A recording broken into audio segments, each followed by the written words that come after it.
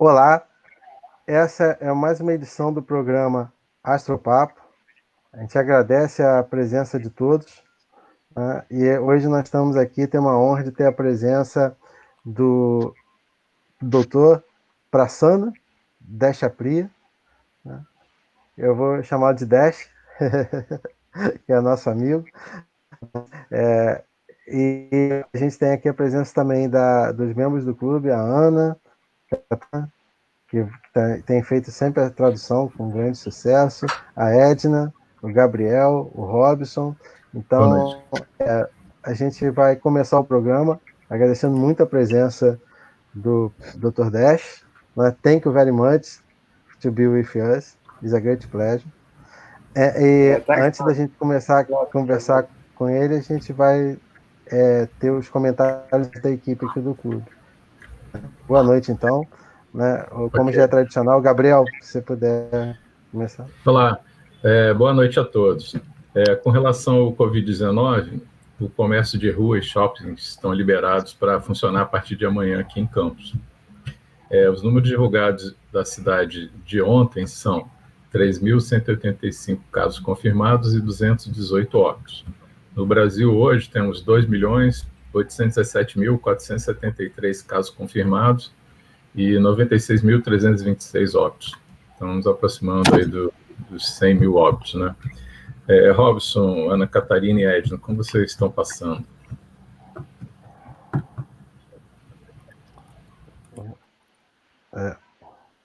Robson. Olá, boa noite a todos. Como o Gabriel informou, a gente está com um alto em relação a infectados pela Covid, mas os casos vêm diminuindo. Então, eu espero que em breve... boa noite, Edna. Boa noite, boa noite. Boa noite, pessoal aí que está nos ouvindo. Hoje eu retornei, não é, minha atividade de trabalho com a comunidade, depois de um longo tempo ausente, trabalhando somente por internet. E hoje nós tivemos à tarde o primeiro encontro. Eu penso que daqui para frente, agora, nós temos que já nos acostumar, né? Vamos retornando devagarzinho e vai dando tudo certo, se Deus quiser. Ana Catarina? Oi, boa noite. Vou estar trazendo no cantinho para o Dash, mas ele já fala um pouquinho de português, então já compreende bem. Aqui no Canadá, a situação realmente permanece, todo mundo trabalhando online. A expectativa é que as pessoas permaneçam trabalhando online até janeiro, no mínimo, as empresas, as universidades. E a preocupação é que isso possa ter um impacto também nas atividades acadêmicas. Muitos alunos de mestrado estão tendo que atrasar o início dos seus projetos, muita gente que faz pesquisa, em nível internacional, não pode mais fazer agora, porque não viajar. Então, na comunidade acadêmica aqui do Canadá, a preocupação está grande. A Universidade de McGill, a minha universidade aqui em Montreal, tinha cancelado a chegada de qualquer aluno internacional esse ano. Então, para a universidade, isso é uma grande mudança, já que 25% dos alunos aqui são internacionais. Então, é uma situação que está mudando muito, profundamente, o meio acadêmico. E não sabe também até que ponto isso vai virar. Então, está afetando a todos nós, né? Aqui no Brasil também é a mesma situação. Está retornando aos pouquinhos, mas ainda com preocupação, porque a gente ainda está com no número de casos diários ainda, né? A gente chegou num platô e a gente não sabe ainda se esse platô vai fazer com que a gente comece a diminuir os casos, ou essa estabilidade quer dizer que a gente não está conseguindo combater como deveria e vai começar novamente a aumentar esse número de casos. Então a gente só vai saber agora com o tempo, né? Como é que vai ser o comportamento. A gente torce para que em breve a gente já possa aos poucos ir retornando às atividades, mas sempre mantendo o nível de segurança necessário que todos os países estão fazendo, né? Vamos torcer. Bom, então acho que agora a gente já pode começar o programa, né? Queria agradecer a doutora PRASANNA DESHAPRIYA, nosso amigo, né, a presença. Thank you very much to be with us. It's a great pleasure to have your participation here in our program. Thank you very much. E como a gente já faz tradicionalmente, eu acho que o Dash teve algum problema com a internet, né? Fica congelado agora. Eu acho que ele teve algum problema com a internet. Vamos aguardar um pouquinho, né? Vamos aguardar um pouquinho o retorno. Eu acho que ele está com algum problema com a internet. Ele está em Paris, né? Está acontecendo alguma instabilidade na internet. Acho que ele não tá. Acho que ele está com um problema de conexão. Só aguardar um pouco, que ele vai retornar. Enquanto ele está retornando, a gente pode conversar mais um pouquinho sobre a situação aqui, né, no Brasil, né, e no Canadá. Não. Professor, você conhece... voltou aí. Voltou? Tudo bom? Tá falhando um pouco para a gente aqui.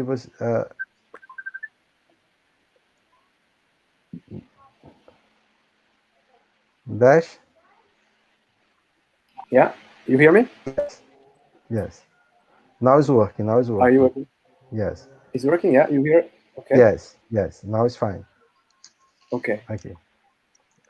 Thank you very much to be with us. It's a great pleasure. Thanks. Yeah, pleasure is mine. Yeah, thanks a lot for having me.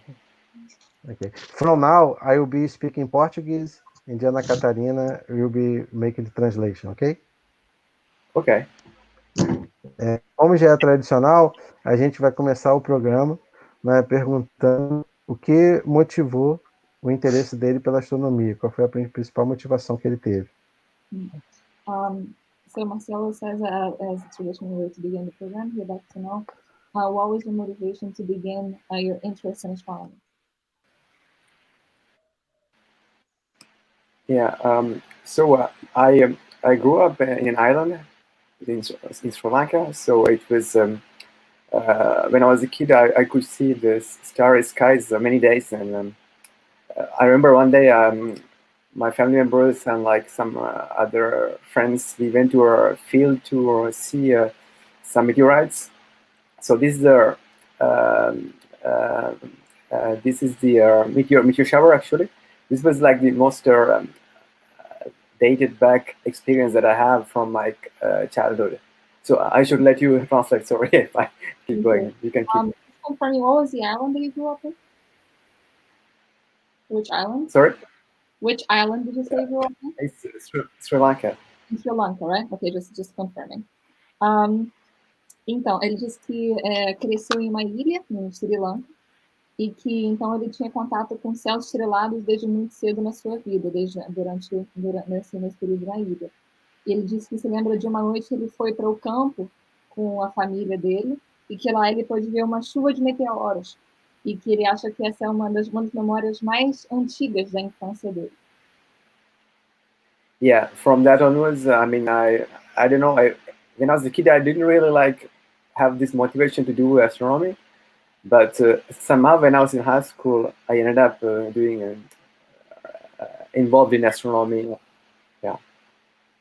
Quando ele era criança, ele não tinha tanta motivação para estudar astronomia, mas quando chegou ao ensino médio, ele começou a se envolver mais com o estudo, com a potencial de seguir a astronomia.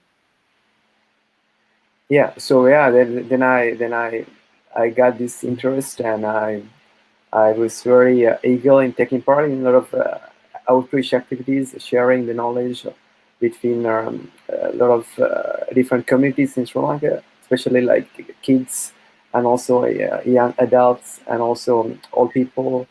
So especially during the International Year of Astronomy in 2009, I could take part in a very active role in spreading astronomy around Sri Lanka. I'm sorry, the call failed a tiny bit. You said especially during astronomy, something at night. What was that? That you did work with schools? Yeah, this is kind of like observations, you know.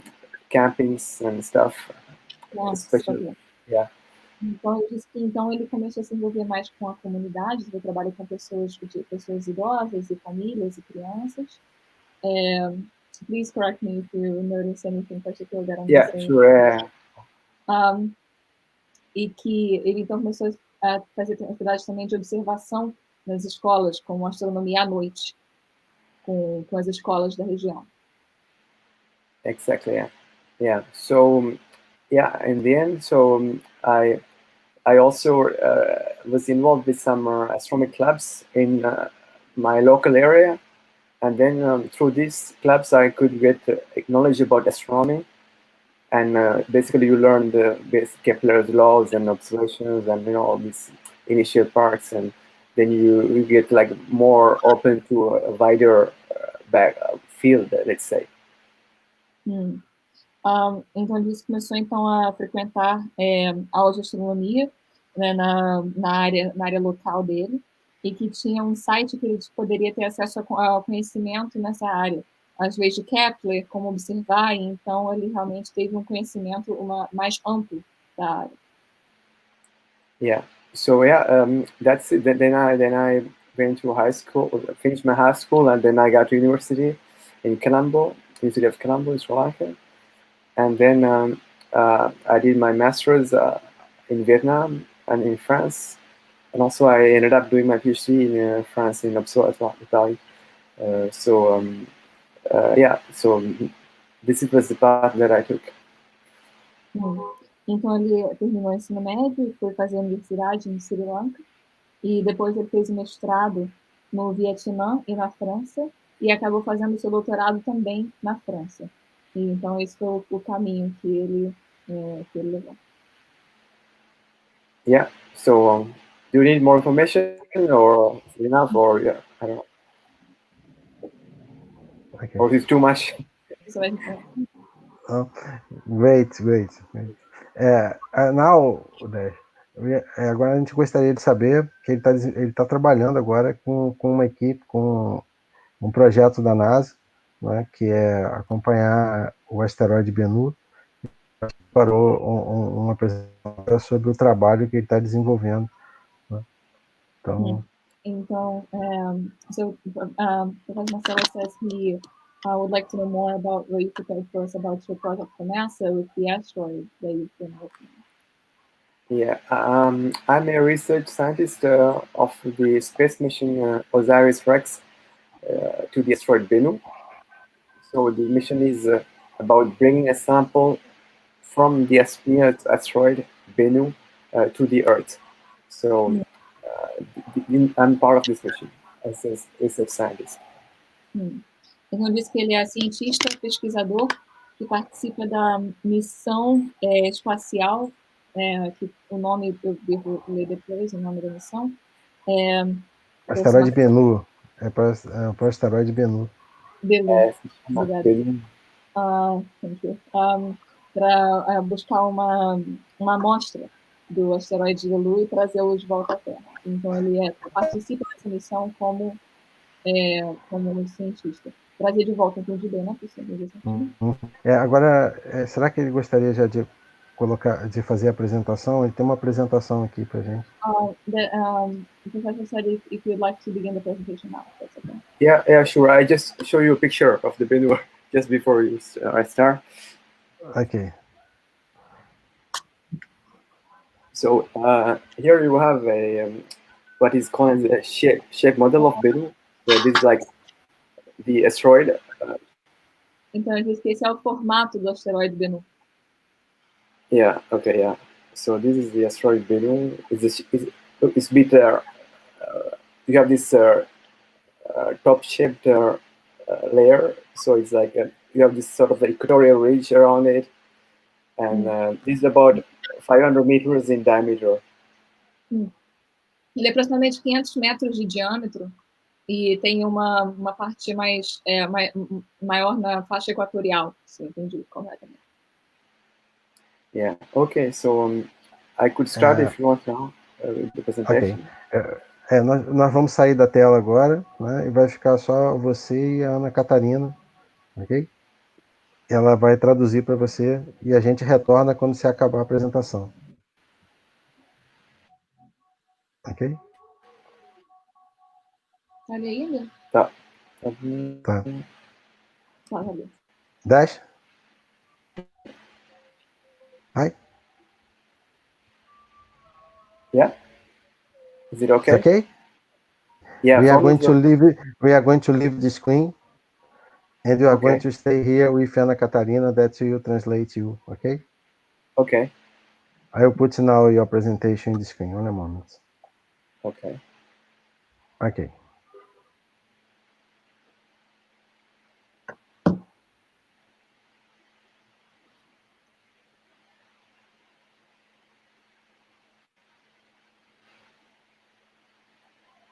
Dash, could you put in presentation your presentation?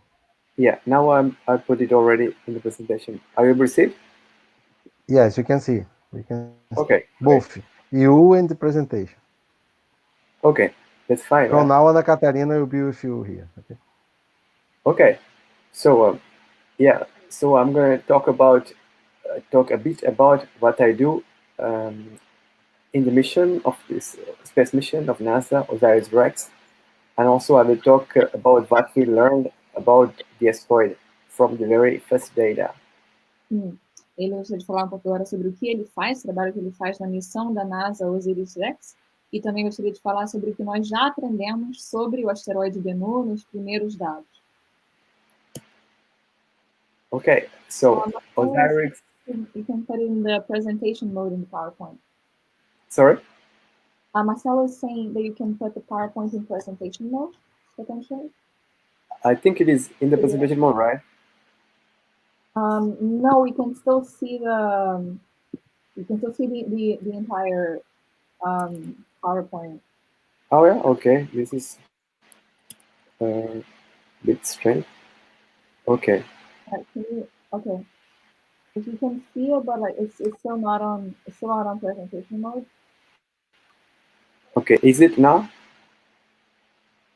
No, yeah, you can still, it's still small, you know what I mean? It's still small, and we see the entire window of PowerPoint.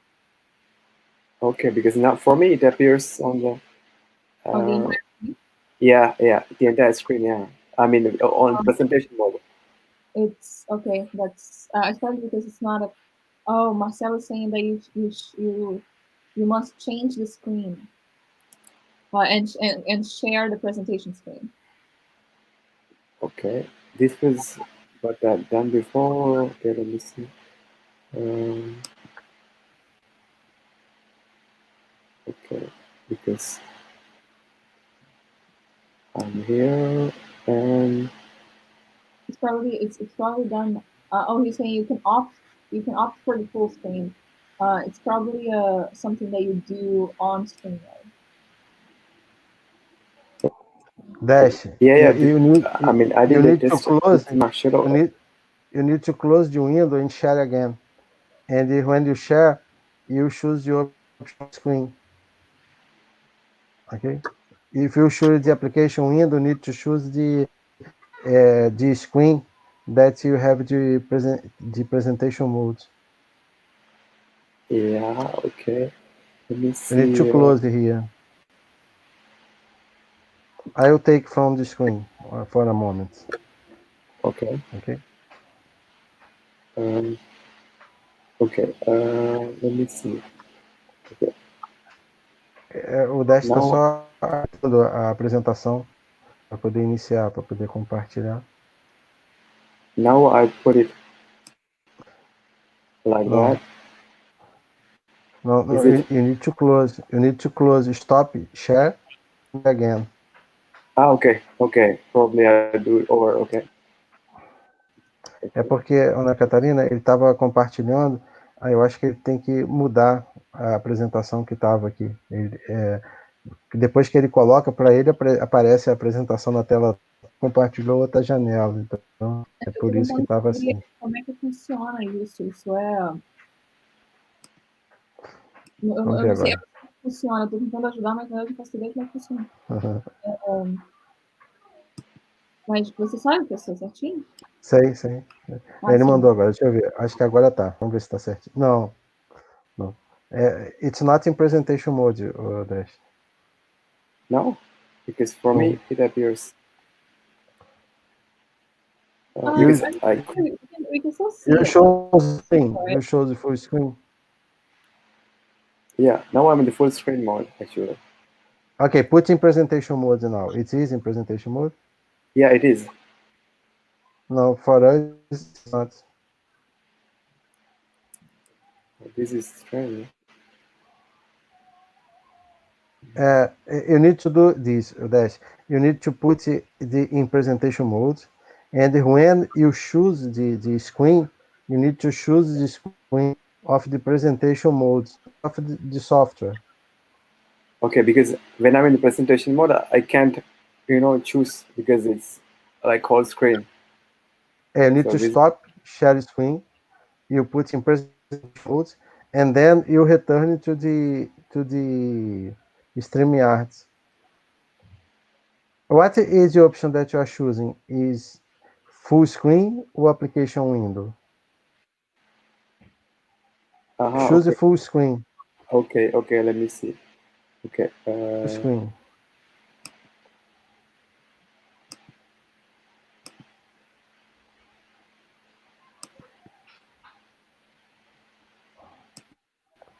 It's in presentation mode.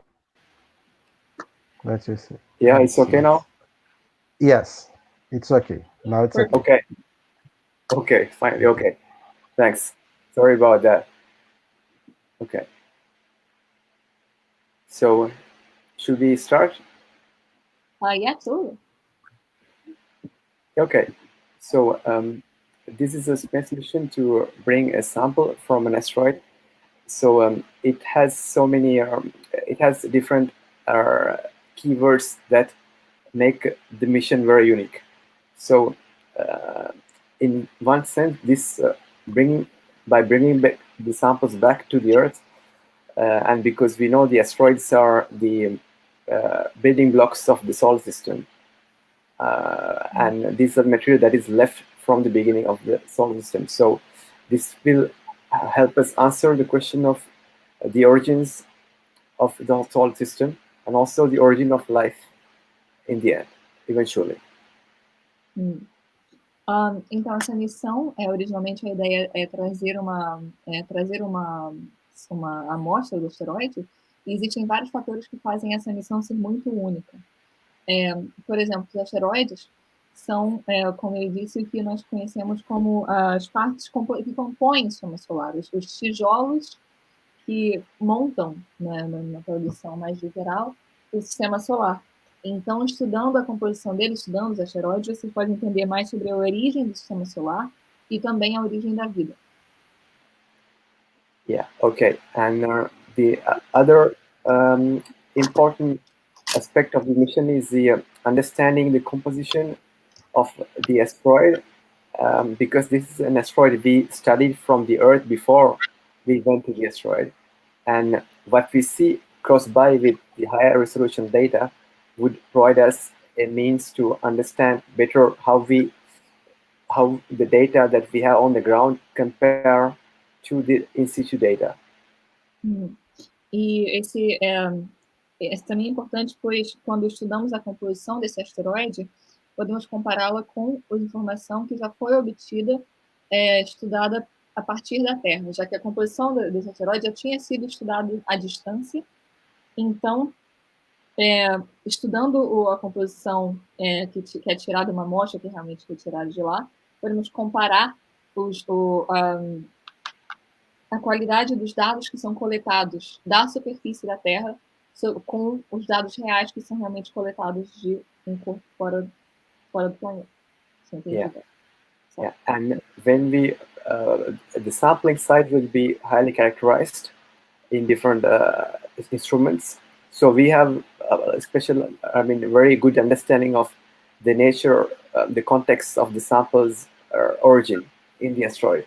And the sample, once it will be back on the Earth, could tell even more because we have better instrumentation. So this is also improves our understanding So this is very also important in the mission. Sorry, I'm having a bit of a hard time understanding. You're meaning like what did you mean? Sorry, I just really didn't understand what you meant. Okay, it is that is the comparison of the data that from the sample that is on the Earth. Once it's back, it will also and the fact that we know where it comes from on the asteroid will be very important to understand how the observational data near the asteroid compares with what we will have once we samples. Ok, então acho que eu compreendi. Então, ok. Então ele diz realmente que é a composição dos dados que são coletados que podem ser comparados com dados que nós já temos, que foram obtidos a partir da superfície da Terra. E nós sabemos onde, em que parte do asteroide que esses dados foram coletados. Então a gente pode comparar com bastante confiança os dados que podem, para ter certeza de qual é a qualidade dos dados, comparar a qualidade dos dados que são coletados da Terra com os que são realmente coletados no local, na superfície do asteroide. Yeah, and this mission also tries to answer the question of identifying resources for interplanetary travel in the future, because asteroids could be a source of resources. E essa missão também tem o objetivo de encontrar recursos que podem ser úteis para viagens interplanetárias no futuro, já que asteroides são um bom lugar para buscar esse tipo de recurso. And the final point also I want to highlight that the mission tries to answer is the security of the planet Earth. So we know that about 66 million years ago, dinosaurs got wiped out of the planet due to an impact. The idea is to understand better the dynamical evolution of asteroids and to be able to predict any encounters and to mitigate any threats that might be posed. Então, outro aspecto importante é a segurança do planeta Terra. Sabemos que 66 milhões de anos atrás teve um impacto que erradicou os dinossauros. Então, esse tipo de pesquisa pode ajudar a entender a evolução dinâmica dos asteroides, que pode ajudar a predizer a trajetória e potenciais ameaças que podemos ter ao planeta. Yeah, or just as an information, right now, according to the current estimates, Bennu has a slight impact chance with the Earth in 2100 and around 90s. So with the detailed information, we will be able to refine this possibility or whether it impacts or not. 2,900 and what? Yeah, 2190. 190. Então disse que Bennu tem estimado que tenha impacto com a Terra no ano 2190. Então esse tipo de very slight probability, yeah, but still it's gonna be. It's a very slight probability, but it could be refined later. Então esse modelo ainda é muito variável, mas que pode ser refinado no futuro. Yeah, so the mission was launched in 2016, September, from Florida, and its spacecraft arrived at Bennu in December 2018, close to 2 years ago. And the samples will be collected in 2 months' time, and they will be returned to the Earth in September 2023. Então, a missão foi lançada na Flórida em setembro de 2016 e chegou em Bennu em dezembro de 2018, então tem um pouco menos de 2 anos. E as amostras vão ser coletadas daqui a 2 meses e que depois vão retornar à Terra em setembro de 2023. Yeah, and in the picture in the middle here, you have the view from the northern pole of the Sun, solar system, 2 orbits of the Earth and Bennu. So Earth is in the blue orbit, and the red is the Bennu. So you could see it's very close to the Earth, and this is an asteroid we call near-Earth asteroids. E nessa imagem podemos ver uma visão a partir do polo norte do Sol. E vemos as duas órbitas. Em azul é a órbita da Terra, em vermelho é a órbita de Bennu. E podemos ver como a órbita dele é muito próxima à órbita da Terra, a posição da Terra. E esse tipo de corpo nós chamamos de Near Earth Asteroid, que seria asteroide próximo à Terra. Yeah. So Bennu belongs to this near Earth type group, and when you talk about its composition, it belongs to a family of B-type asteroid. So B means it has a bluer spectrum. I mean, so it's you have the reflectance that reduces with wavelengths. So this is the spectral classification, which is similar to carbonaceous chondrites. Carbonaceous. It's a subclass of C-complex asteroids. So this is just a information, quick, small detail. So it's composed of carbon? Yeah, we think it should contain carb organics. Basically, that's the idea. Yeah. Então, esse asteroide, além de ser classificado como asteroide próximo à Terra, também é classificado como tipo B, que tem a ver com o espectro, que ele emite um espectro mais na região do azul, e que isso quer dizer que ele provavelmente é mais composto de materiais baseados em carbono. Okay. So, yeah, here you could see the size of the asteroid. So it's, I just put the scale here. So it's 13 times the Cristo Redondo, Corcovado, you know, imagine it's like 500 meters in diameter. And its rotation is, we call it a spinning top shape. It's sort of, you could see a sort of bulge around its equator. And this is the very first shape model we had before the arrival of the mission. So this was made from radar ground-based data. Então, na imagem temos uma visão em comparação com os outros planetas da órbita do asteroide. E essa imagem foi a primeira que foi obtida através de radar antes do início da missão, antes de obter mais dados a respeito. E na simulação da rotação, no modelo da rotação, tem um modelo em escala da estátua que temos do Corcovado aqui de Redentor, para ter uma ideia do tamanho, mais ou menos 500 metros de diâmetro.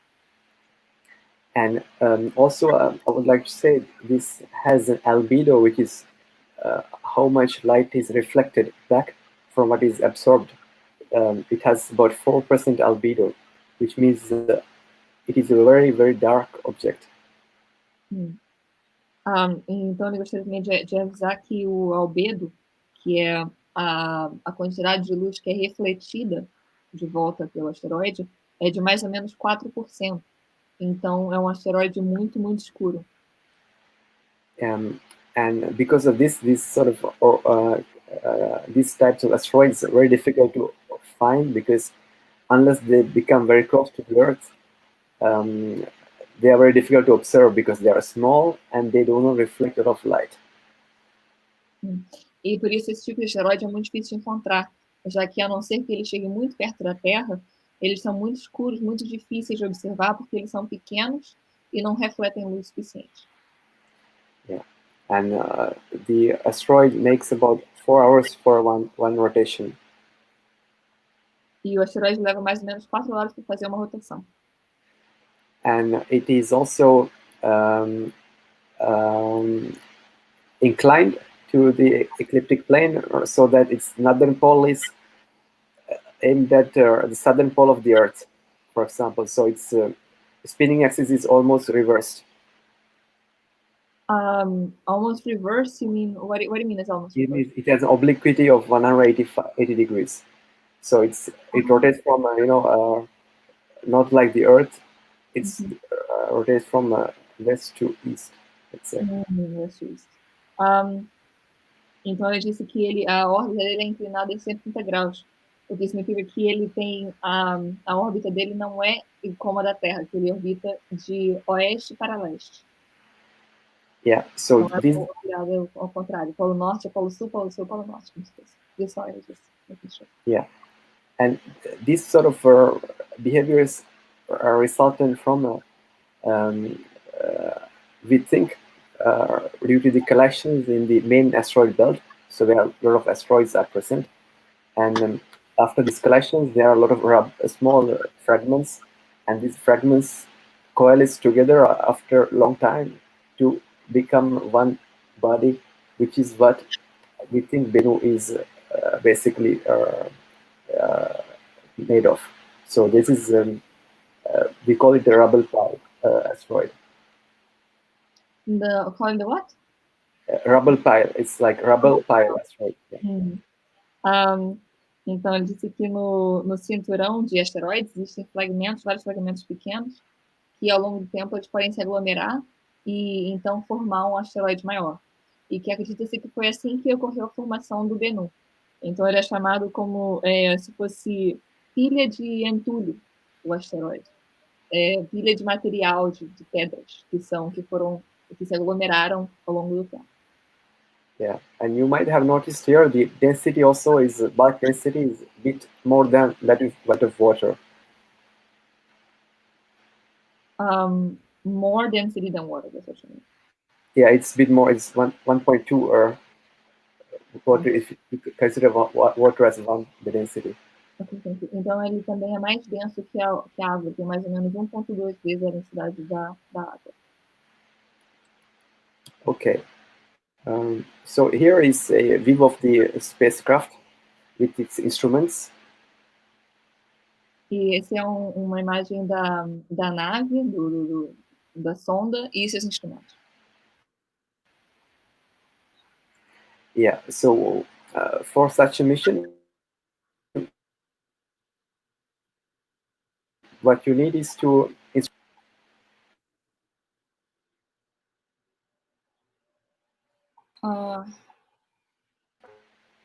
Acho que falhou um pouquinho. Okay, so you need to have instruments that could do spectroscopy.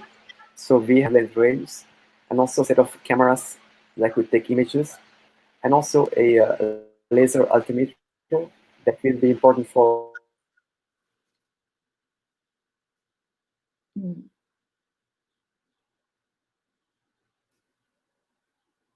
Dr. Shapiro? Hello? For making share Okay, yes. model and also local Dash,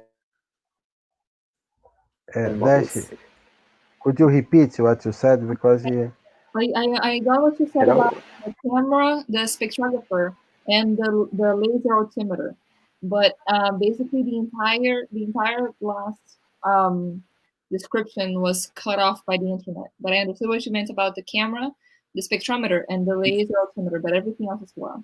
Sorry. Yeah, I said there are 3 spectrometers to characterize the surface, and also a set of cameras, and also a laser altimeter. Então, disse que existem 3 conjuntos de espectrômetros que ajudam a medir a superfície, uma câmera e altímetro a laser. Yeah, these cameras are very important because they first, when you arrive at the asteroid, they help us first to make a 3D model from this camera data. As câmeras são muito importantes, já que essa informação das câmeras pode ajudar a fazer modelos em 3D. And this model will be helpful to plan the observations so that the spacecraft does not impact the surface, and to be secure when you're doing the orbits. Sorry, you mean to plan observations for secure orbits? You mean when model the direction of the orbit? What do you mean? Yeah, it's when you are near the asteroid, you have to be careful because of the orbits are not stable because it's very low gravity. So you have to have a good determination of the gravity of the body, so, and the shape also. So these images are important for that. You mean to prevent impact? Huh? You mean to prevent impact between the spacecraft and the asteroid? Or? Yeah, and also the orbits are not stable in the long term anyways. So you have to have a first estimate of how safe it is. So the shape is important for that. The shape model of the asteroid in the first place. Então, I think I understand. Então, ele disse que um modelo de um formato que seja confiável do asteroide é importante para poder ter uma previsão fiel da órbita, dos movimentos do asteroide. Então, isso também é importante para prevenir impactos do asteroide com a sonda. For example, if you don't keep your orbits maintained, because of the solar radiation pressure, the orbits could decay, and in about a few weeks, you could end up in the surface of the asteroid, or you could even go away, leave the asteroid. Então, ao longo de um tempo, através da interferência do Sol, você não sabe se a órbita pode começar a diminuir, então pode ser o impacto da sonda com o asteroide, ou então pode começar a aumentar até o ponto que o asteroide é perdido pela sonda. Então, ter um conhecimento fiel do formato do asteroide pode ajudar a prever essa órbita e evitar esse tipo de problema. Yeah, and also the laser altimeter is important to make local terrain models that are very important for the sample acquisitions to understand the surface nature and its slopes and other parameters.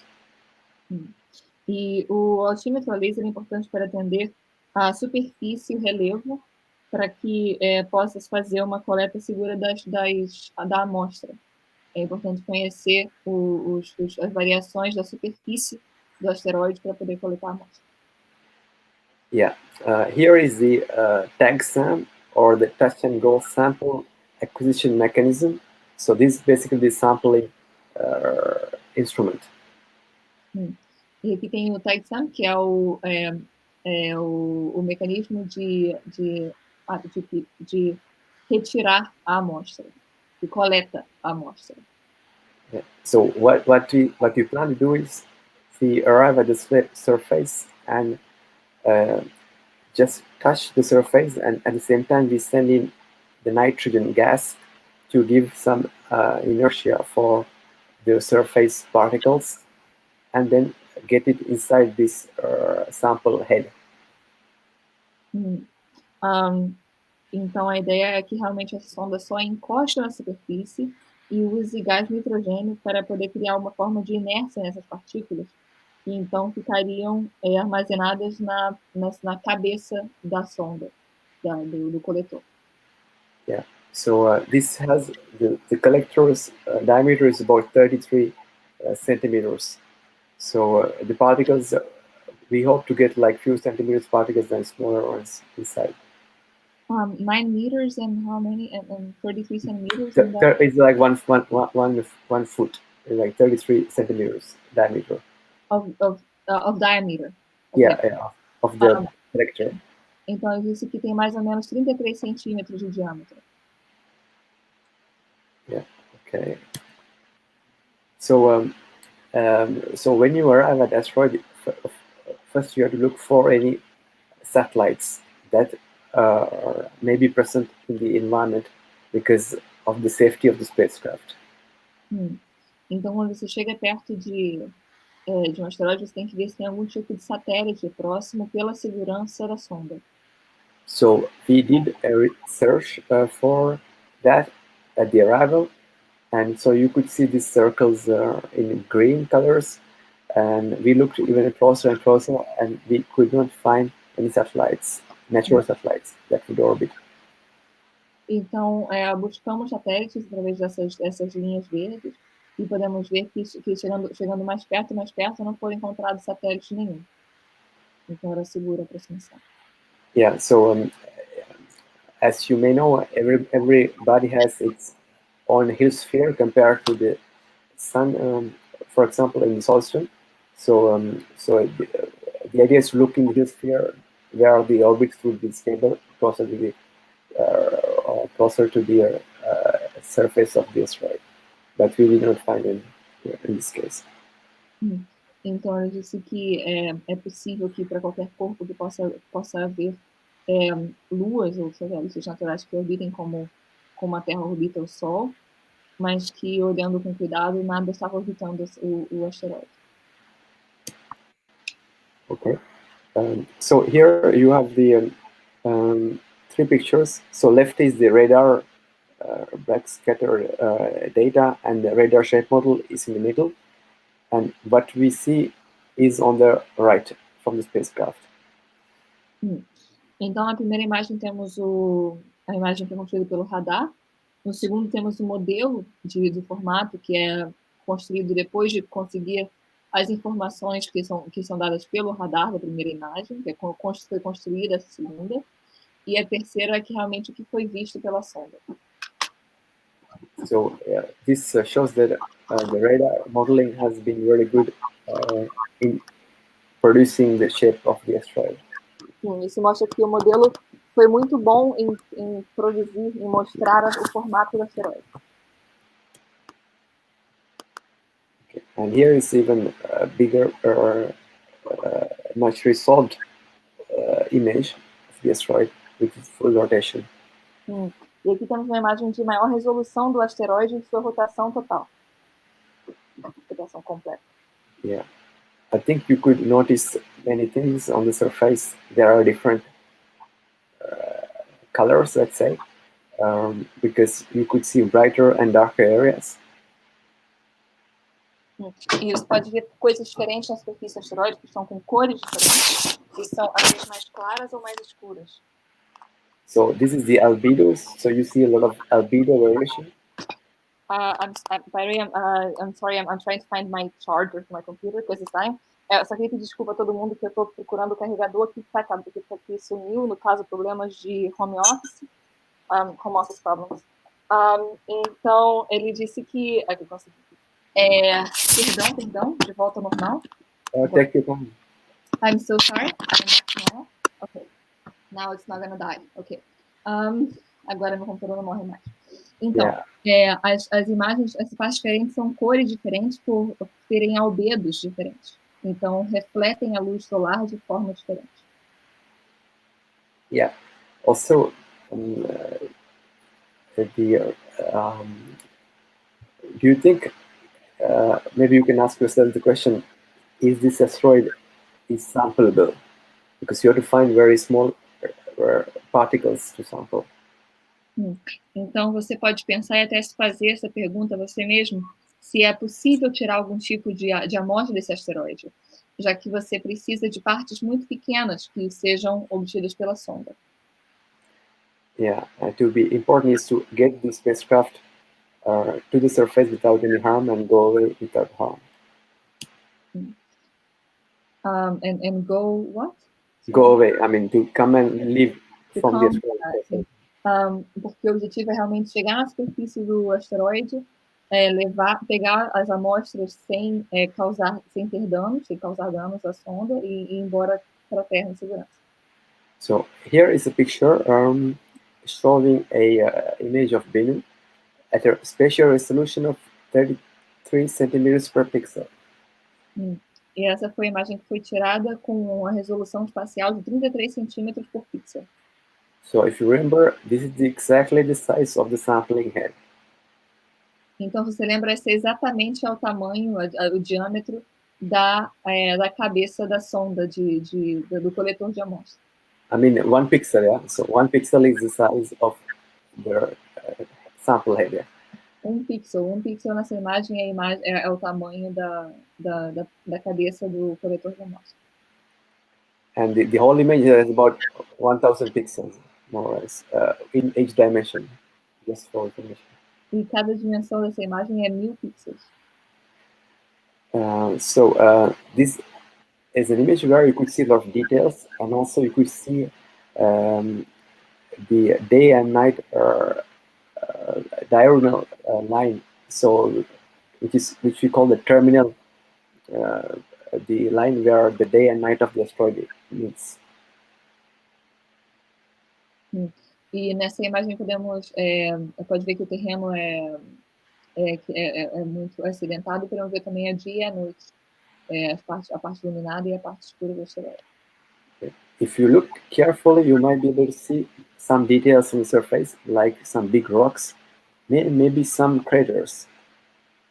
Se você olhar com cuidado, você pode ver alguns buracos na superfície, algumas pedras grandes, talvez até mesmo algumas crateras. And this is an image taken at a phase angle of 48 degrees. So phase angle is the angle between the sun and the observer. So it is the light source and the spacecraft. Então essa imagem é feita a um ângulo de fase de 48 graus. E esse ângulo é o ângulo que está entre o Sol e o observador, nesse caso, a sonda.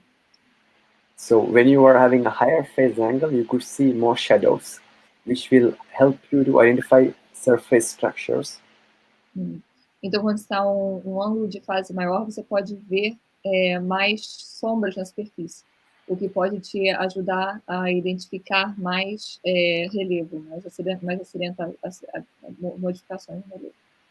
Yeah, maybe you could remember when you see the sunset or the sunrise, you have a longer shadow in the morning or the evening. É só perceber que quando você vê no nascer do sol, no pôr do sol, você tem uma sombra mais longa, de manhã cedo ou de tarde.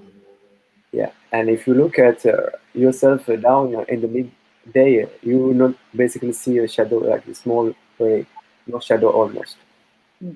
E se você se vê no meio-dia, você se vê com pouquíssima ou quase sombra nenhuma. So it's the same situation here. So if you see close to the zero phase angle, you don't see any shadows. Instead, you see like different phenomena due to the increase of brightness on the surface. Então é similar ao que acontece aqui. Se você vê com um ângulo de fase menor, você não vê as sombras, você vê só diretamente a luz na superfície. Okay, so here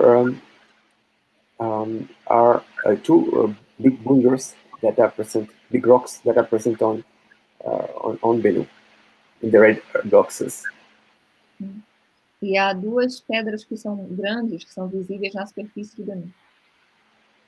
And we think they may be from the original progenitor of Bennu, or they could be remnants of two impactors. E elas podem ser um reminiscente do progenitor, da origem do Bennu, ou de impacto. And here is a map. So you have a map of the Bennu showing small surface up to 70 latitudes in the north and south. E aqui temos mapa que foi feito da superfície de Bennu com mapa com as direções de norte a sul. And what you can see maybe is the equator is more or less smoother, and here the higher latitudes it's contains a lot of rocks. A gente pode ver que no Equador a superfície é mais lisa e nos polos há mais pedras. And also you can see maybe some crater signatures in the equator. E você também pode ver talvez algumas mostras de cratera no Equador. So craters take place in different gravity regimes. So even in the microgravity regimes like Bennu, so Bennu, for example, has about 1 million times lower gravity than the Earth. 1 million? Yeah. Então, podemos ver que crateras também se formam em ambientes de microgravidade, como, por exemplo, no Equador do Bennu, onde tem a gravidade 1 milhão de vezes menor do que a da Terra. Okay. So here are two images that I would like you to pay attention. They show more or less the same area, but they are shown at slightly different orientations. E nessa imagem mostra aproximadamente a mesma área, mas com orientações um pouco diferentes. So here on the image on the left, I don't know if you can really see a sign of a crater, on the top right of the image. Então, na imagem da esquerda, você pode ver uma imagem de uma cratera na parte superior direita da imagem. So on the image on the right, you could see easily identify a crater from the shadow it makes on itself. E na imagem da direita nós podemos ver com mais claridade a cratera com mais clareza, perdão. Podemos ver com mais clareza a cratera com a sombra que ela projeta em si mesma, também na parte extrema direita da imagem. Yeah, this is because of the phase angle I talked earlier. E isso é por causa do ângulo de fase que ele mencionou mais cedo. And its phase angle is of course higher in the one to the right hand side. E o ângulo de fase é maior na imagem do lado direito. And the two images are taken about 70 minutes apart from each other. Essas imagens foram feitas aproximadamente 17 minutos de diferença uma da outra. And the crater measures about 41 meters in diameter. E a cratera que é mostrada tem aproximadamente 41 metros de diâmetro. So this is to show that the orientation of your orientation matters when you interpret the surface features. Isso é para mostrar que a orientação faz muita diferença no que você pode perceber das qualidades da superfície do asteroide.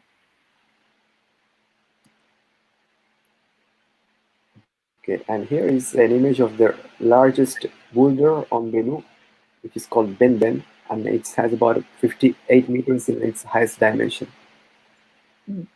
E aqui temos a imagem da maior pedra de Bennu, chama-se Ben, e tem uma largura de 58 metros. And this was recorded in the first shape model made by radar data. E ela foi vista, foi percebida, foi escrita no primeiro modelo de formato que foi feito do asteroide, quando eles, no primeiro dado que receberam, primeiros dados que receberam. Here is a different view of the same rock.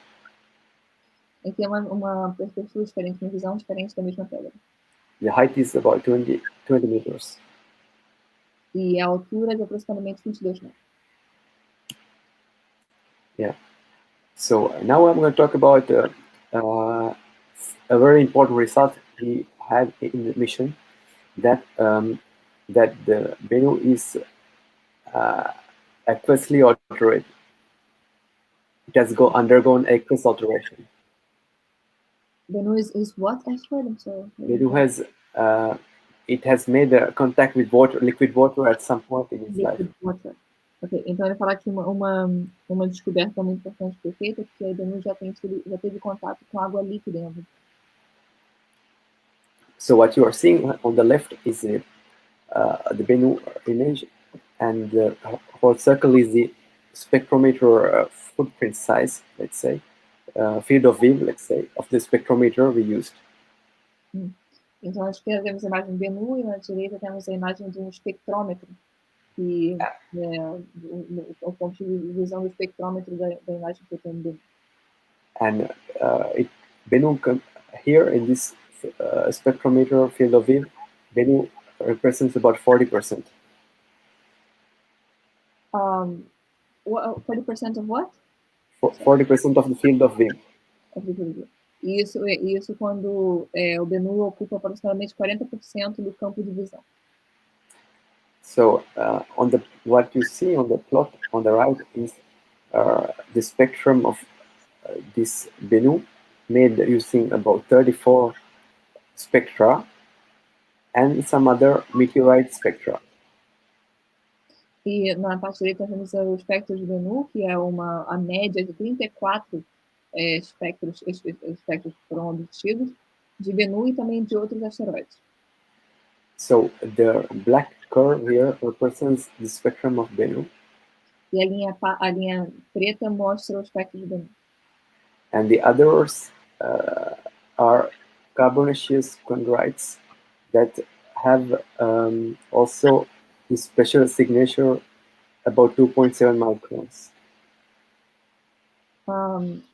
E os outros são também carboníferos, também feitos com dióxido de carbono, e tem aproximadamente 2,7 micrômetros de... Sorry, micrometers of what? These are the carbonaceous meteorite spectra on the other colors. Exactly. So these are names are different names of the meteorite. O spectro aproximadamente 2,7 micrômetros. So what is noticeable is this feature. So this we call it as absorption band at 2.7 microns, around 2.7 microns. Sorry, I'm having a hard time understanding. Is that option what? Absorption band. Option band? Absorption. It absorbs the reflectance at 2.7. Sim, a banda de absorção é aproximadamente 2,7 micrômetros. Yeah, and so this is due to the introduction of water, liquid water, during the past of Bennu. E isso indica que houve introdução de água no passado de Bennu. So, yeah, because of this, this is the presence of the phyllosilicated. So these are layers of silicates that contain that are being mixed with water. So they made some what we call phyllosilicates. Isso mostra que esse espectro mostra a presença de silicatos hidratados, que no caso são silicatos que já tiveram contato com a presença de água no passado. Okay.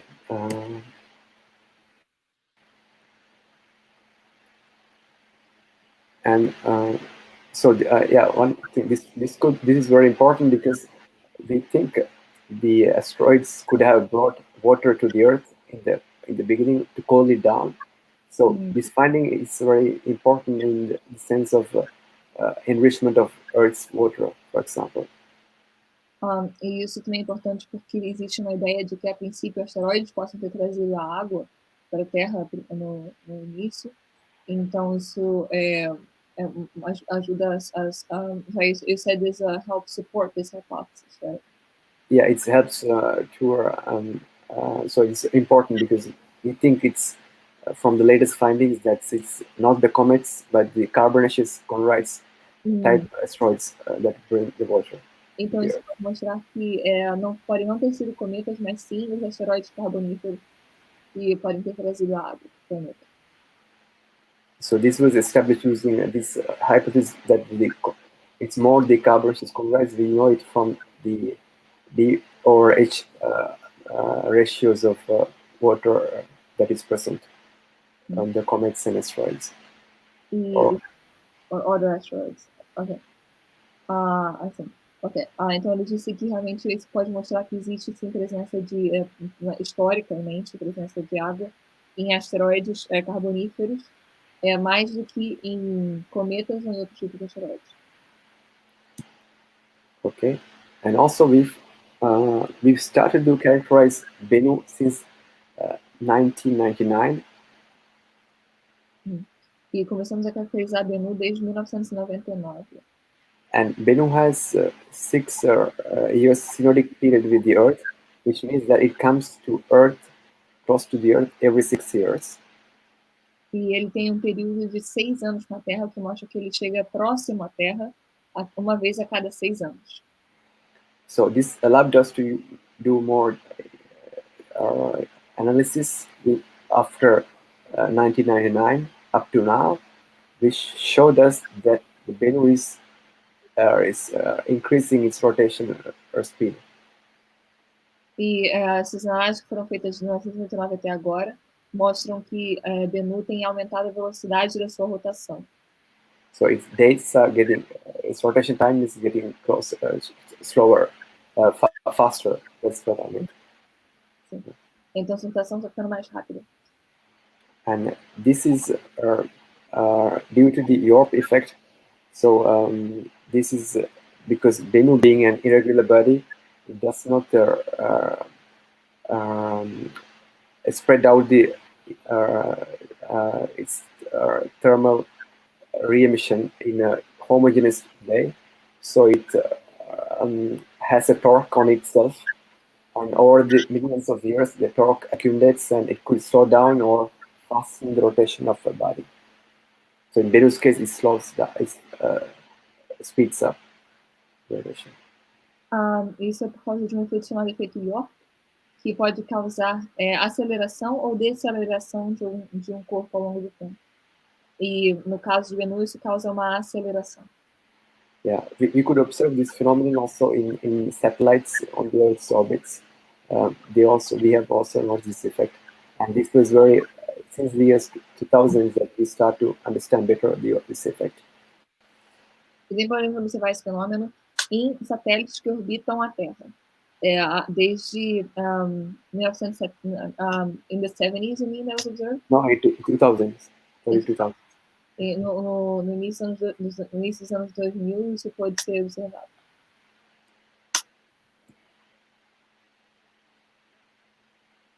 Okay, here are some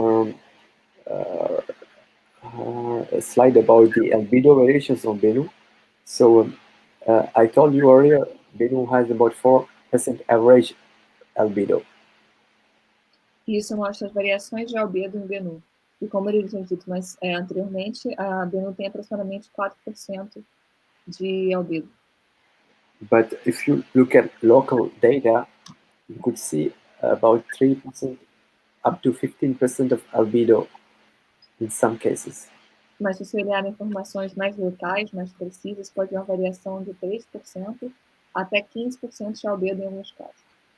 Especially the finding of that very high albedo, for example, 15% material on the surface is very interesting.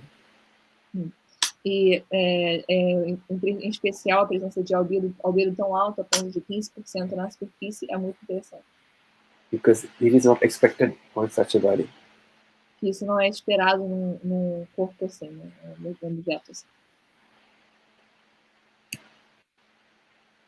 Okay, and we also did a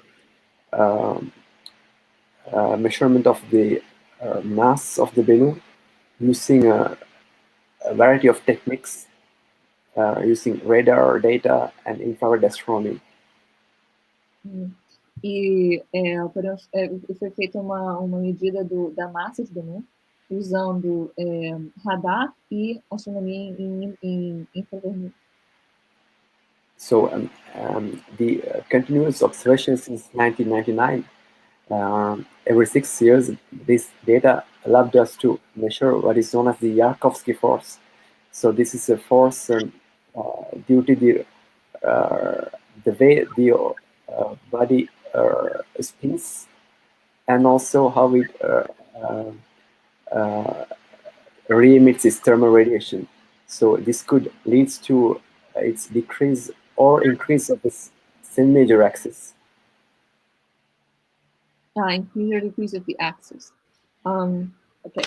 Então, ele disse que observações começaram a ser feitas em 1999, então foram feitas por aproximadamente 6 anos depois, e que isso foi, se chama da força de Yarkovsky, que pode caracterizar a força de Yarkovsky do asteroide, que como se pode chamar a força que pode mudar a maneira que o asteroide gira, e em relação também com a energia que é perdida em forma de radiação térmica. This is a non-gravitational force which acts on the body, and if it's it's a prograde rotator, so its orbit would a same major axis would increase. So if it's a retrograde rotator like Bennu, its same major axis would decrease. Same axis would decrease. E isso essa força pode mudar o eixo de rotação do planeta, do asteroide. Então, é uma força que não é gravitacional, e no caso de um asteroide que gira de forma retrógrada, como o Bennu, ele causa um decrescimento do ângulo de rotação. No, it's the same major axis. Hmm? It's not the Earth. It's the same major axis. Decreasing of the same major axis. The angle of the axis. No, semi-major axis. So it's the distance from the sun, more or less. Ok, thank you. Sorry, I'm just, it's new. Ok. Então, disse que o que muda é o ângulo do eixo de rotação. O ângulo do eixo de rotação, do semi-eixo de rotação que é alterado. Okay, I don't know if it's the correct, I don't know the Portuguese name. It's the mean distance from the sun to the object. Yeah, you know. Oh, the distance. Oh, okay, sorry. I was having a hard time understanding. I thought it was like the angle of the rotation that was changing. No. So if you take an ellipse, it's the half of the longest axis. The ellipse that is changed. Ok. Perdão, foi realmente eu não compreendi o que ele tinha dito. Ele disse que, na verdade, o que muda não é o ângulo de rotação. Eu pensava que era o ângulo de rotação do asteroide. Mas não, é o ângulo do semi-eixo da elipse. Então, o que muda é a distância do asteroide ao Sol. Então, o ângulo do eixo da elipse, que é a órbita do asteroide ao redor do Sol. Agora eu compreendo. Obrigada. Thank you. I'm sorry. Thank you for explaining. Sorry, maybe I pronounced it the correct way. No, the terms are new for me, and I'm just trying to understand them. But Marcelo is here helping me out as well. So thank you. Okay. Yeah. So what happens? I mean, the asteroids, you know, they are in the main belt, and because of this non-gravitational force, their orbits change. Sim, então os asteroides estão sujeitos a essa força de Yarkovsky, e por causa dessa força, as órbitas podem mudar. So, just to remind, if it rotates in the prograde rotation, so it goes away from the sun, and if it rotates retrograde, like Bennu does, so it means its rotation axis is pointed downwards, in the southern pole of the solar system. It gets closer to the sun, so it could meet an unstable area like Kirkwood gaps, for example. Ok. Então, ele disse que dependendo da direção da órbita do asteroide, a força pode levar o asteroide para mais próximo ou mais distante do Sol. No caso de Bennu, que é um asteroide que se move em retrógrado, a força de Yarkovsky o move mais próximo ao Sol. Yeah. So these movements bring the asteroids to these areas where the orbits are stable due to the perturbations of giant planets like Jupiter and Saturn. Perturbação. I'm sorry, Jupiter and Saturn what? So as these orbits change, they have to pass through sometimes the areas which are not stable. So the orbits are not stable by the resonances of the giant planets. Então, disse que conforme as órbitas mudam, o asteroide pode precisar passar por áreas instáveis, que estão sob a influência de planetas como Júpiter e Saturno. Yeah, so when you are in this sort of a resonance, unstable area, it could completely get kicked out of the main belt, or outside or inside, or outside the solar system. So we think Bennu was in the beginning in the main belt, and then came to the near Earth space through this sort of migration. Então, quando o asteroide passa por essas áreas de instabilidade, ele pode mudar completamente a sua órbita e às vezes ser até desviado completamente, às vezes até para fora do sistema solar. Então, imagina-se que o Bennu se formou em outra parte do sistema solar e foi trazido para a direção da órbita da Terra através desse tipo de migração. Yeah, so thanks to the observations of 1999, 2005, and 2011, we managed to find a deviation about 160 kilometers for these 12 years. E graças às observações feitas em 1999, 2005, 2011, pôde-se observar um desvio na órbita de Bennu por cerca de 560 quilômetros. And using these numbers, we could make the way backward and find and also having a good shape model, we could find the density of the Bennu also in comparison to the model of the forces in solar system. E esse tipo de informação pode ajudar também a levar um bom modelo do formato de Bennu e também um modelo as forças que influenciam o asteroide. Dash, I want to ask you if you can leave a moment for the questions in the program. You some questions now? If you have questions, yeah, sure. Yeah, yes. If you can, after you finish, we would like to have a few minutes for questions. Is okay yeah, sure. for you? Yeah, it's okay. Okay. Yeah. Okay. So as I was saying, so this the number that we found before the arrival using these techniques was very close to the value that was found using the data that were obtained by the spacecraft. It's over one sigma value. Informação que foi, so you know, the measurements were similar to the estimations, right? So where the data was corrected at first, right? It was just away from 1 sigma, so very close estimates. 1 sigma. Então ele disse que as estimativas da densidade feitas na força de Yarkovsky foram próximas dentro da margem de 1 sigma. Então ele disse que realmente foi a técnica foi confirmada, a informação que foi feita para estimar a densidade e a massa do asteroide foram confirmadas pelas observações da sonda. So this was for the very first time that this technique was used to measure the density of an asteroid. E essa foi a primeira vez que essa técnica foi usada para medir a densidade de um asteroide. And for this to work, you have to have consistent observations in several years, and also it requires a good thermal model and also good shape model of the asteroid. E para isso ser possível, tem que ser feito observações ao longo de anos. Além disso, ter um bom modelo térmico e um bom modelo de formato do asteroide. Yeah, and usually you do this when you can estimate the density of an asteroid if you have to send a spacecraft to make a flyby, and it's from a Doppler shift of this return signal you make this discovery, but this was done without this. I'm sorry, what do you mean about the... For asteroids or like any other body, when you want to make them density without going there, it is impossible to do.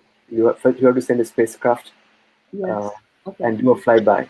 Ok, thank you. Então, ele disse que antes a única maneira de conseguir ter informação sobre a densidade de um asteroide seria, não teria como fazer isso à distância, seria somente possível fazer enviando uma sonda e fazendo um voo próximo ao corpo que você quer estimar a densidade.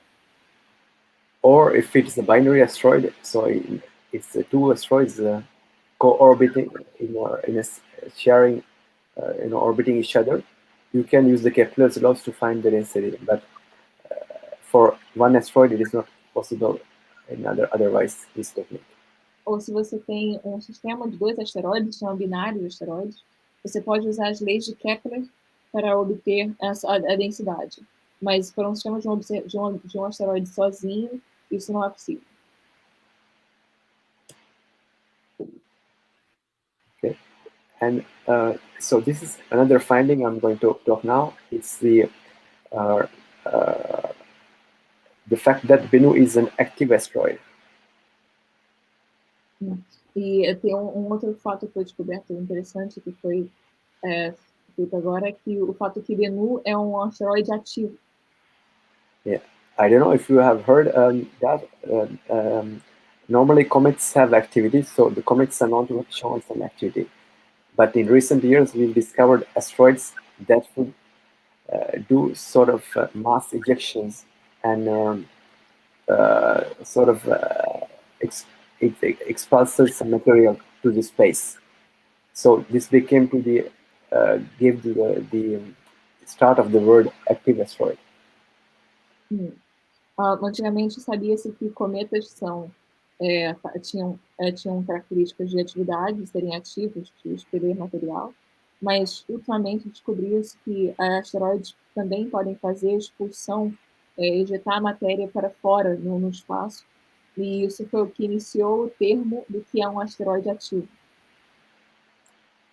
Yeah, so in Bennu we discovered some particles that were coming from the surface. E em Bennu descobrimos algumas partículas que vêm da superfície. Yeah, first they were mistaken for like stars in the background, but after several checks it was confirmed as particles coming from the surface. A princípio, se pensava que poderiam ser estrelas vistas saindo do background, mas depois foi confirmado que era realmente partes do asteroide que estavam sendo expulsas. Yeah, so here you have an image with the possible directions of the particles coming from Bennu's surface. E essa é a imagem que temos das partículas que saem da superfície do Bennu.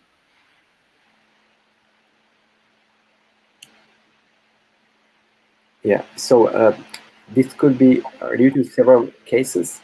Could be meteoroid impacts or fracturing of boulders due to the thermal stress because of their day-night temperature variations.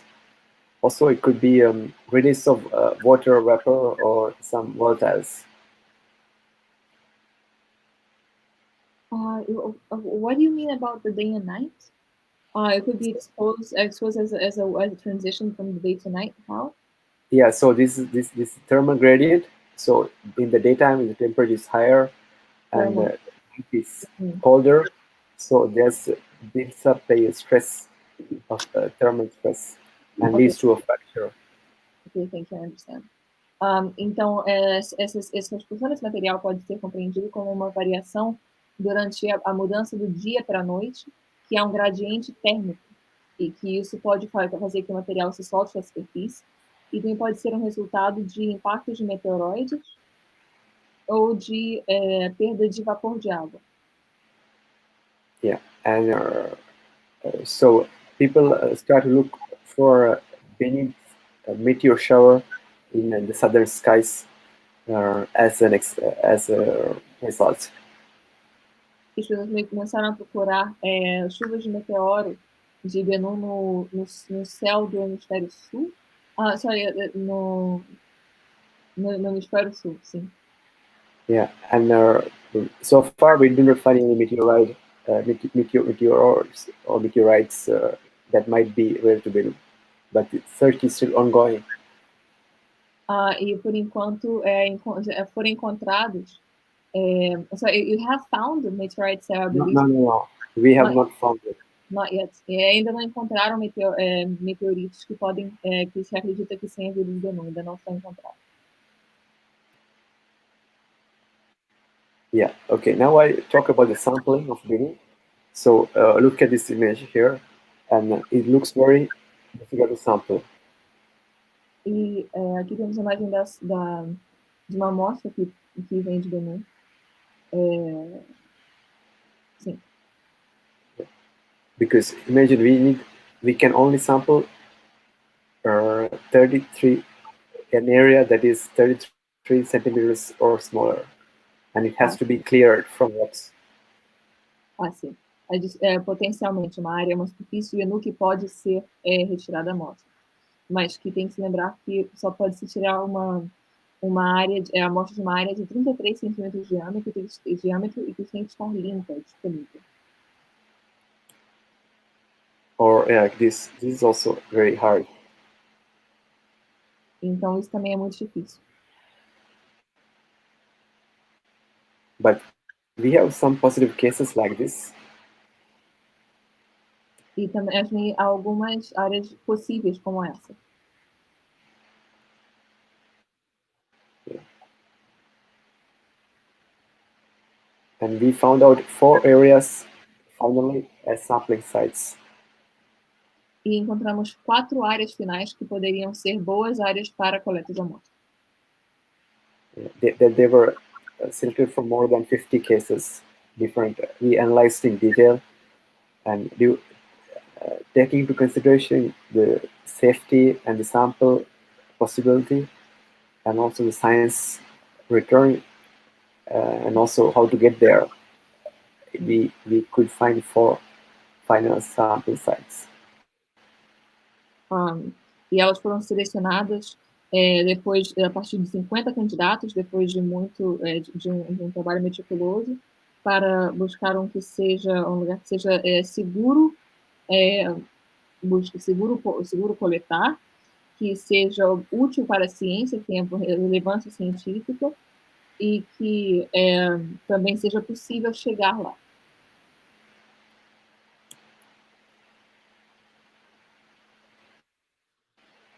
Okay, so out of these 4, 2 sites were selected after detailed analysis of the surfaces. E desses 4 nós temos sorry, the pictures of the surface, right? São imagens de superfície dessas 4 áreas candidatas. From the 4, we get 2 final sites in the end. E dessas 4 nós temos 2 áreas finais. So we will try the primary site, which is this one, called Nightingale site, in 2 months' time. E então nós vamos tentar nesse primeiro, que se chama Nightingale, e vai ser acessado daqui a 2 meses. So here is the area of this is a crater in the northern latitudes, about 56 northern latitudes of Bennu. E essa é uma cratera que está nas latitudes mais ao norte, 56 graus ao norte do Bennu. It's a crater. É uma cratera. And this is the backup site. It's also a crater. It's Osprey. It's a crater. Sorry? Esse é o site de backup. É também uma outra cratera.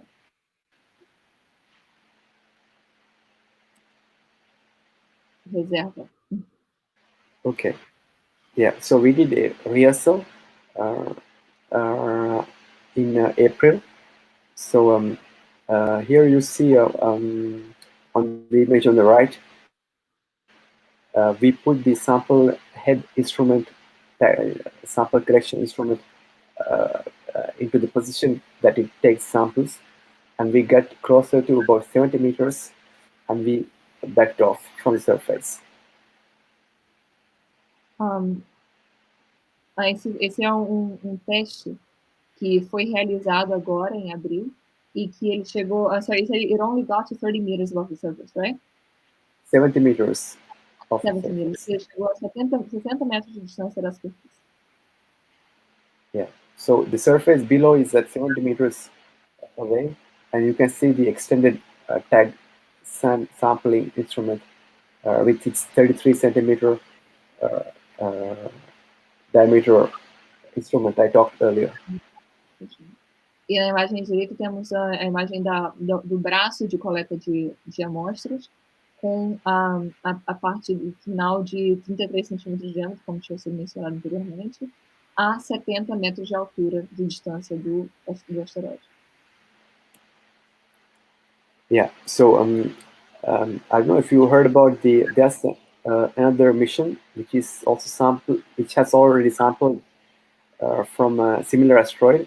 It's called Ryugu. So this is the Hayabusa 2 spacecraft. E não sabe se a gente já tem conhecimento disso, mas foi muito parecido com o que já foi feito por uma outra sonda no asteroide com Ryugu, um outro asteroide próximo à Terra. So this is from the Japanese Space Agency, and it is a mission that is parallel and it is already on its way to the Earth. Se chama Hayabusa 2, uma sonda japonesa, da Agência Espacial Japonesa, que já fez seu encontro com o asteroide e agora está no caminho à Terra. So here I'm going to show you what they saw when they sampled the asteroid Ryugu. E pode mostrar aqui para a gente agora como que foi feita a coleta no asteroide Ryugu. So I don't know if you are able to see. It's some. They're like. I want to show what happens when it samples. Eu queria mostrar o que acontece quando ele coleta a amostra.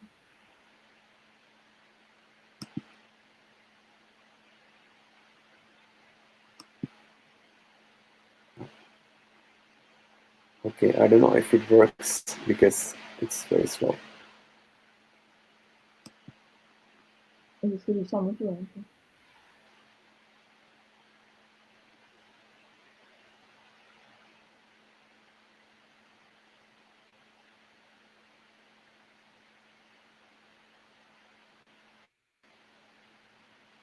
So as soon as it touches, you see a lot of particles that go away from the surface. Então, assim que ele encosta, você pode ver várias partículas que se soltam na superfície. Okay, so this is because there's very low gravity on the surface. É muito baixo ali. Yeah. So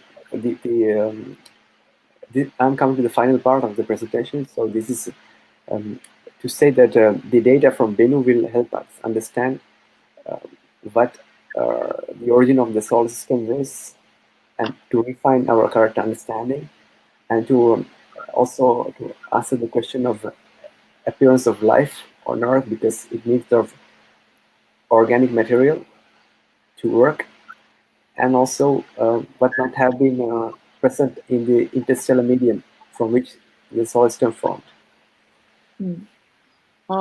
Então, esse asteroide, a informação que eu obtive sobre esse asteroide pode ajudar a compreender mais sobre como foi a origem do sistema solar, refinar o nosso conhecimento sobre a origem do sistema solar, ajudar a responder a questão sobre como aconteceu a origem da vida na Terra, já que era necessário a chegada de material orgânico, que poderia estar possível em asteroides de composição de carbono, e também compreender um pouco a nuvem, a matéria que existia na origem do sistema solar, antes do sistema solar ser formado.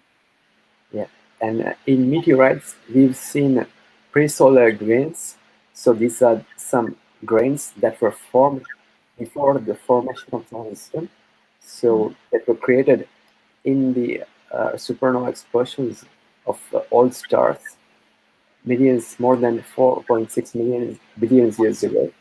And we hope, similarly as in meteorites, that our samples would contain some pre-solar grains, and this will be very valuable information. Então, já foi encontrado em alguns meteoritos grãos pré-solares, que são pedaços que são de uma composição anterior à existência do sistema solar. Então, foram feitos material feito por supernovas de estrelas muito antigas, com cerca de 4,6 bilhões de anos atrás. E imagina-se que uma parte dessa amostra possa conter esse tipo de material. Então, isso pode ajudar a responder perguntas.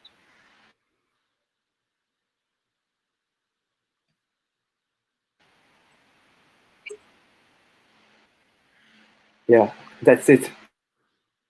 Thank you. Thank you very much. Thank you.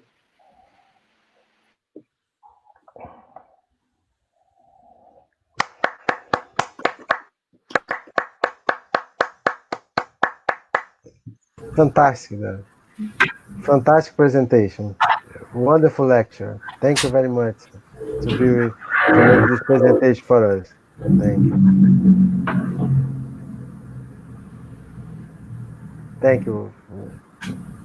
Agora a gente avançou o programa no horário hoje, mas vamos ter um tempinho, como a gente é tradicional, para as perguntas, né? Então vamos abrir as perguntas. Quem gostaria de fazer uma pergunta para o Sim, eu tenho do grupo? Pode fazer, Robson. Robson? Robson? Para os impactos ambientais aqui na Terra a respeito da mineração de asteroides. Quais seriam os possíveis impactos? Impactos ambientais da mineração de asteroides? Mas como? Isso. Oi, Robson? Ok. Robson. Você queria saber sobre impactos ambientais da mineração de asteroides? Eu acho que o Isso. som atrapalhou um Poderia ter pouquinho. alguma possibilidade em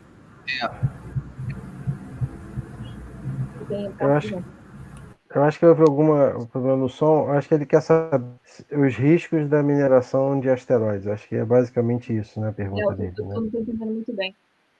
So, Dr. Shapriya, how would you like to know about potential risks for asteroid mining? Sorry, can you repeat the question? How would you like to know what would be the potential risks for asteroid mining? Potential risk of asteroids. Asteroid mining. Okay, asteroid mining.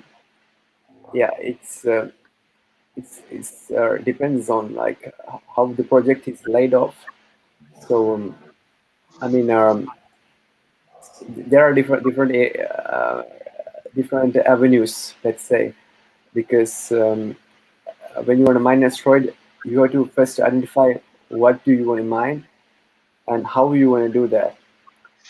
So there are ideas that well, these ideas I've read and I've heard in the community and some other people.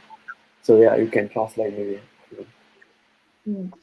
Então, disse que depende muito, os riscos podem ter de acordo com os projetos que são possíveis, porque há diferentes maneiras de executar esse tipo de tarefa.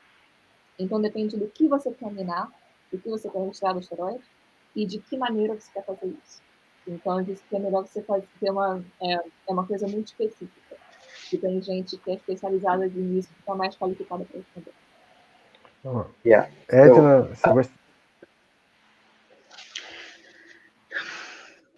I've heard that there are some ideas to bring asteroids into orbit around the Earth.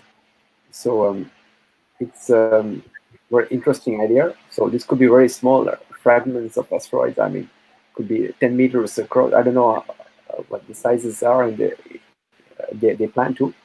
But if they could bring it, or I don't know, it's first you have to go to the asteroid and then like change its orbit, and so if you don't calculate very, very carefully, and if it's big enough, it could come closer to the Earth, and I mean it could impact the Earth, and it could be a big threat, of course.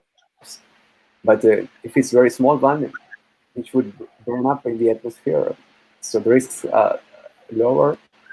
But it could also impact any satellites and create like problems. So there's also this is a risk of bringing it to the Earth. But if you are going away and sampling it, like I don't know how much amount you want to bring back, because it's very expensive to like launch a big spacecraft. So so it's there are some risks associated, of course. Ele disse que, na verdade, também existe a possibilidade de trazer asteroides para a órbita da Terra para serem minerados. Só que a ideia é que, se isso não for muito bem calculado, ou tiver algum desvio na órbita do asteroide, ele poderia cair na Terra e causar uma tragédia. Então, a intenção é que sejam asteroides pequenos, ele menciona 10 metros de diâmetro, asteroides pequenos que possam queimar na atmosfera, na entrada da atmosfera. E isso seria mais seguro. Mas que sim, tem riscos nessa estratégia também. Edna, você tem alguma pergunta? Não basicamente uma pergunta, mas agradecer ao doutor por informações tão excelentes, que tem gerado um pouquinho de medo, né, pânico, a população mundial. Então, essas informações são bastante pertinentes. E o asteroide conhecido como o mal, né, do causador do fim do mundo, de repente pode ser um divisor de águas para tantas informações que gostaríamos de saber. So Edna just, she doesn't have a question, she's thanking you for the information. And she's saying how interesting it is that something that causes so much fear can bring so much information. Não, eu entendi, mas Gabriel? Eu gostaria de saber se tem uma razão especial para a escolha do Bennu para essa pesquisa. Gabriel wants to know why this Bennu is chosen for the research. Well, it's a question of several factors. First of all, first we needed to bring back something that is original, which we think do not contain in our meteorite collection. So, and also that contains organic, which is what the mission tries to answer the question to. So, in part, the appearance of life on the Earth. So it should contain Earth, should contain organics. So Bennu is spectrally classified as a B-type asteroid. So it is, which is a subcategory of C-complex asteroids of related to carbonaceous chondrites, which represent about less than 5% of meteorites that we find. And so this makes it unique. So we had several targets. And also what was decisive was the orbit and the delta V we need. So it's also the budget of fuel and to go there and come back. And so this also narrowed down the initial candidates. And the fact that it has already data to be able to characterize it before we go made it very important to make a shape model, and using the radar shape model I showed you earlier to make first plans of observation to know like what kind of an object you want to go. So and to plan the orbits already where you'll be, and also in this sense you could optimize the instruments so it could have a better scientific return. Maybe I went too much, so sorry. You could translate it wrong. Máxima, então ela disse que tem vários fatores. Um deles é que não existem meteoritos que são conhecidos por serem de Bennu no nossa coleção, então seria uma informação original. Também queria buscar asteroides que sejam orgânicos, então feito de material de carbono, como ele é de tipo B, que é feito de material de carbono, poderia responder sobre a origem da vida potencialmente, e que isso constitui menos de 5% dos meteoritos que temos guardados. A órbita dele favorece a economia de combustível, também foi um fator para selecionar dentre todos os candidatos. Já tinha sido coletado dados sobre ele antes, para ser categorizado, então poderia comparar a coleta de dados da Terra, a eficácia da coleta de dados da Terra com os dados que são reais coletados do asteroide. E os instrumentos ópticos poderiam ser usados ao máximo. Seria um uso eficiente do material científico que temos à disposição. Se o professor me confirma. Yeah, you got all the 3 points. Nice translation. That was fast. Ok.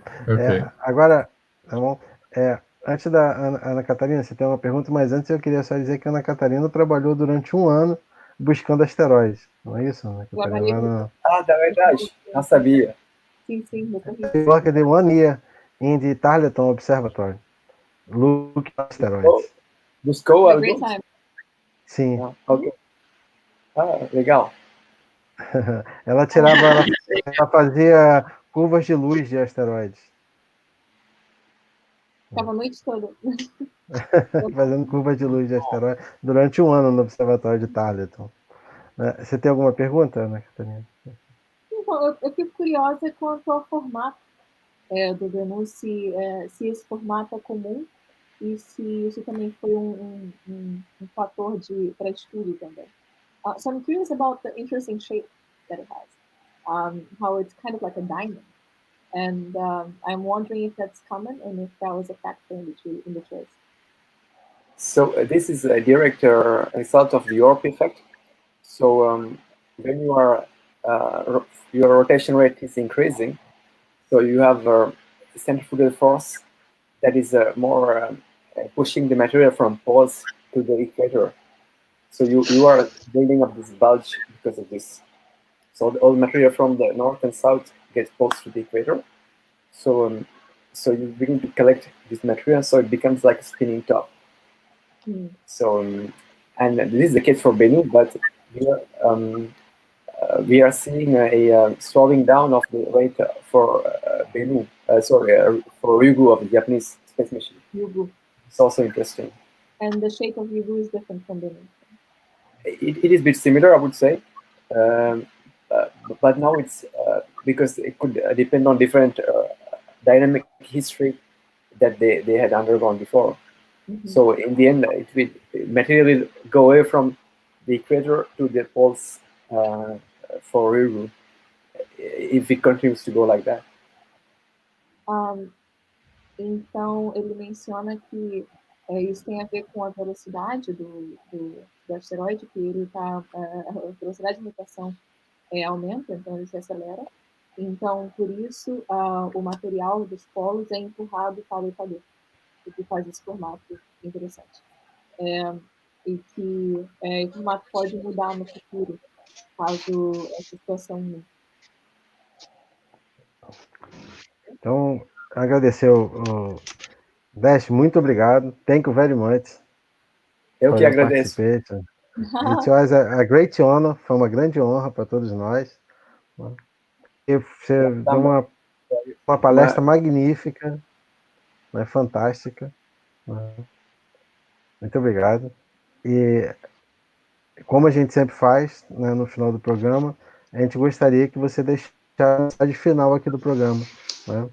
Tem muitas pessoas preocupadas com o futuro agora, principalmente pessoas mais jovens que você, que estão começando agora, né, na universidade, imaginando trabalhar com astronomia. Então, eu ia pedir se você podia deixar uma mensagem para essas pessoas. So Dr. Marcelo said he, as usual, is reaching by the end of the program.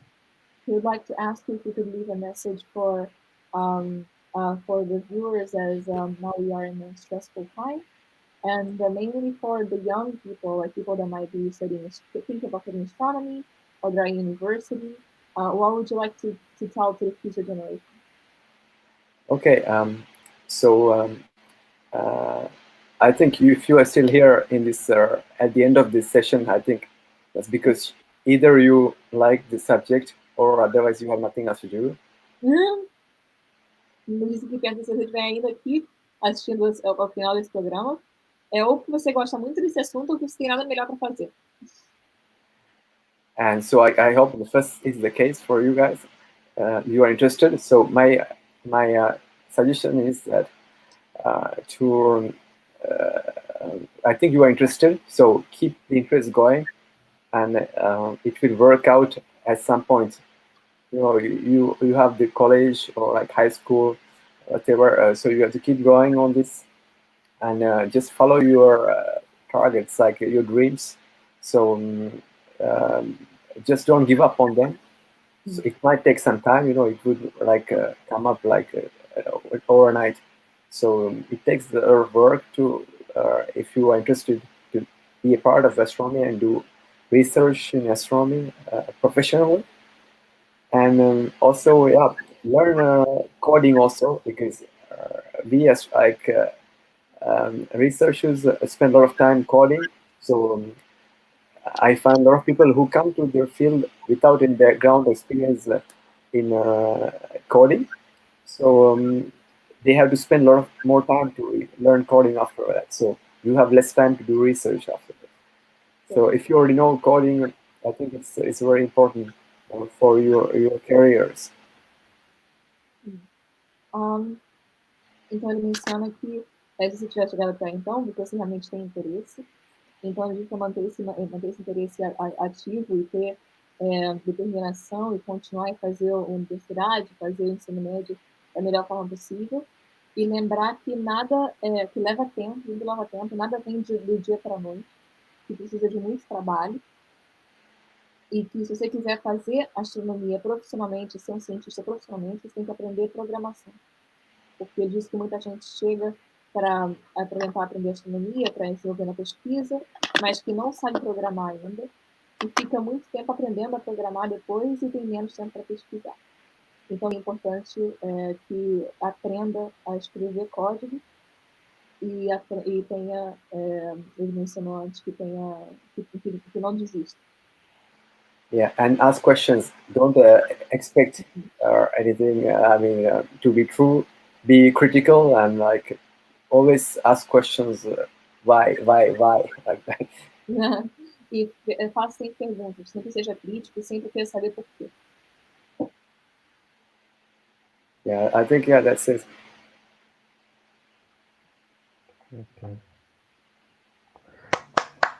Thank you very much, Dash. Thanks a lot. It's a pleasure.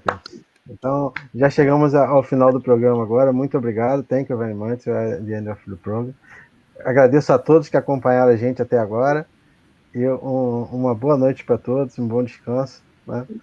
Thank you very much. Bye, Dash. Thank you. Thanks. It was great. Excellent. Thank you. Prazer em revê-lo. Bye.